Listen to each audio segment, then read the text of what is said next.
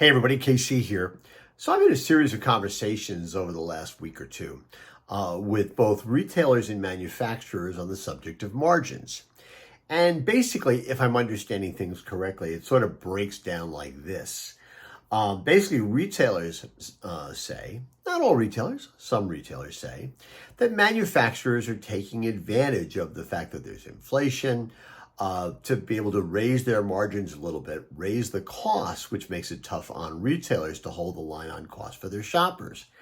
At the same time, manufacturers are telling me, a couple of them, that some retailers are doing exactly the same thing. They're raising their margins to basically compensate for increased costs, but maybe trying to take a little bit extra margin, squeeze out a little bit of extra margin on certain kinds of items.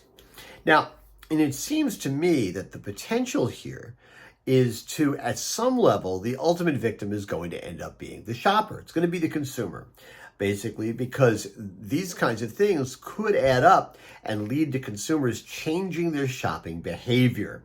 So, you may be able to get a few more cents on a product, right? But if just taking a few more cents, and listen, it depends on the item, it depends on the category, depends on who the consumer is. But you could raise the retails on a particular item, and you might get a little bit more margin, but you end up maybe drawing a line across which some consumers are not going to be able to go. So you're going to raise your margins, but you're actually going to lower your volume, and in the long run, you're going to make less money. And I think retailers have to be really careful about that. I have a retailer friend of mine who likes to talk about, even in economic tough times, he says, it's always important to find ways to give the customer wins. Sometimes you have to raise your prices. There's no doubt about that.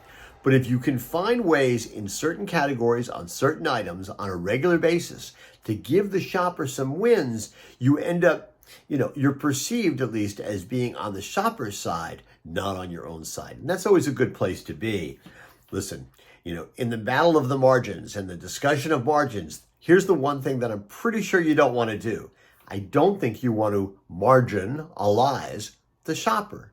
You don't want to push them to the margins so they change their behavior in a way they'll never come back. That's the one thing you can't afford to do.